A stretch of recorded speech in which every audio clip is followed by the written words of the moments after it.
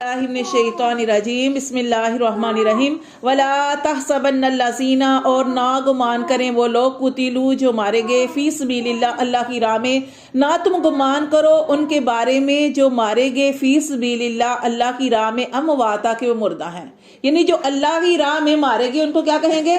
शहीद। उनको शहीद कहेंगे, वो मुर्दा नहीं है, क्योंकि उनके बारे में नबी सल्लल्लाहु अलैहि वसल्लम ने क्या इरशाद फरमाया कि शहीदों की रूहें सबज परिंदों के काल्बों में है और अर्श की कंदीलों के नीचे हैं, और वो सारी जन्नत में जहां चाहते हैं वो जो परिंदे जो है ना, जहां चाहते हैं चुगते हैं, फिरते हैं, खाते हैं।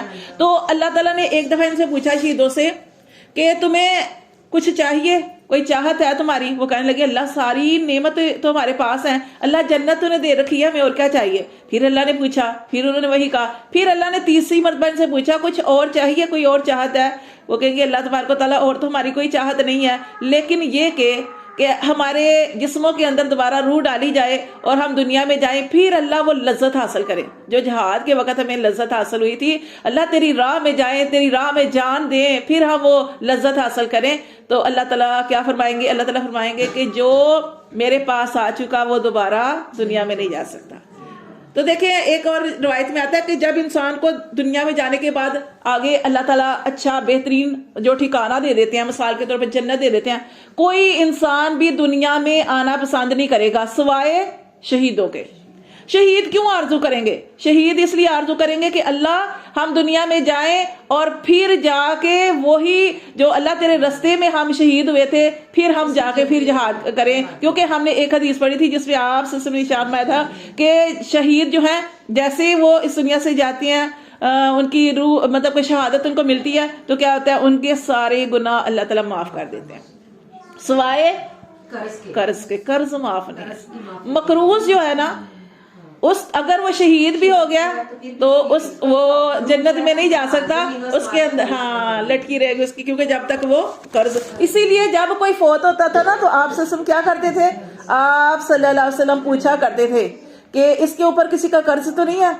अगर कर्ज होता तो या तो घर वाले अदा करते, अगर कर्ज होता तो उसकी अगर कोई विरासत होती तो उसके अंदर से निकाला जाता।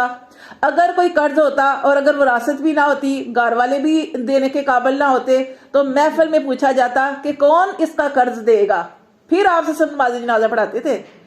तो ये इतनी छोटा मामला नहीं है कि मतलब हम कर्ज ले लेते हैं और कहते हैं कि चलो इसको तो याद ही नहीं, या हम किसी के पैसे मार देते हैं। बड़ा सख्त गुनाह है। हाँ, कर्ज का मामला अल्लाह ताला ने रखा है। अल्लाह ताला ने कुरान मजीद में इरशाद फरमाया कि आपस में तुम मामला कर लिया करो, लेकिन जैसे ही कर्ज का मामला करो लिखो, लिखत पढ़त करो। हाँ, कर्ज के बारे में हम सारा पढ़ चुके हैं कि कर्ज जो देने वाला होता है उसने अगर किसी को कर्ज दिया है, मिसाल के तौर पर 5,000 दिया, 10,000 दिया, कई लोग इससे भी ज्यादा कर्ज ले लेते हैं, लाख रुपया भी।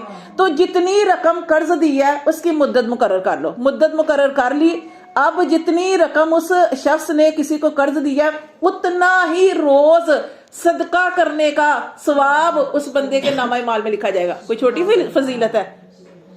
और जो कर्ज जिसने कर्ज लिया वो भी अच्छे तरीके से उस कर्ज को वापस करे, इखलास के साथ। अगर नीयत खराब कर ले तो उसको तो फीक नहीं मिलेगी। हमने जुमेरात के दिन हदीसों में मैंने आपको उस दिन वाकया बताया कि उस कोशिश करनी चाहिए, फिर अल्लाह से दुआएं करनी चाहिए कि अल्लाह ये जो मैंने कर्ज लिया अल्लाह इसकी खलासी की सूरत पैदा कर, फिर अल्लाह की तरफ रुजू करना चाहिए। जैसे मैंने आपको वाकया बताया था कि उस आदमी के पास कुछ भी नहीं था, वो दुरूद पाक ही कसरत से पढ़ता रहा, अल्लाह ने उसका कैसा सवाब लगा दिया। हाँ, किसी का मारने का कभी ना सोचे कि इसके पैसे हम मार लेंगे, नहीं। हाँ जी, गवाह भी बनाने चाहिए, ठीक है, लेते हुए और देते हुए भी, ये सारी चीजें। तो अल्लाह ताला ये शहीदों के बारे में फरमा रहे हैं कि शहीद जो है वो जिंदा है, उनको मुर्दा ना कहो, बल्कि अहयाउन, वो जिंदा है, इंदा रब्बिहिम, अपने रब के पास है, युरज़क़ून, वो रिज़्क़ पाते हैं, फरिहीना, और वो खुश होते हैं, बिमा अताहुमुल्लाहु, जो अल्लाह ने उनको दिया। जन्नत में वो जहां, क्योंकि उनकी रूहें कहाँ है? परिंदों के काल्बों में, तो वो जहां चाहे उड़ते फिरते हैं, खाते पीते हैं। तो अल्लाह फरमाते हैं वो खुश होते हैं जो अल्लाह ने उनको दिया, मिन फजलिही, अपने फजल से उस पर खुशियां मनाते हैं। वह यस्तबशिरूना, खुशियां मनाते हैं किस पर? बिल्लाज़ीना, उन लोगों के लिए, लम यलहकू, जो अभी उनसे नहीं मिले, बिहिम, उनसे, मिन खल्फिहिम, और उनसे पीछे हैं। अब एक रवायत में आता है कि क्या किया जाता है कि जो शहीद है ان کو لسٹ دے دی جاتی ہے کہ اب اس نے بھی شہید ہو کے آنا ہے، اب اس نے بھی شہید ہو کے آنا ہے، تو وہ انتظار کرتے ہیں، وہ کب ہمارے پاس آئیں گے. یعنی یہ یہاں پہ ہے کہ وہ خوشیاں مناتے ہیں، خوش ہوتے ہیں اس بات پر کہ ابھی لم یلحقوا، ان کے بارے میں جو ابھی ان کے پاس نہیں آئے ان کے پیچھے ہیں، اللہ خوف علیہم، کہ ان کو نہ کچھ خوف ہوگا، ولا هم يحزنون، اور نہ ہی وہ غمگین ہوں گے. شہید جو ہے خوشیاں مناتے ہیں. پھر اللہ تعالیٰ نے ایک روایت میں نا کہ وہ کیا ہے نا، شہید جو ہے نا وہ کہیں گے کہ اللہ تبارک و تعالیٰ ہماری بس ایک ہی چاہت ہے، ہم دنیا میں جائیں اور ہم لوگوں کو جا کے بتائیں کہ اللہ نے ہمیں کیا درجہ دیا ہے.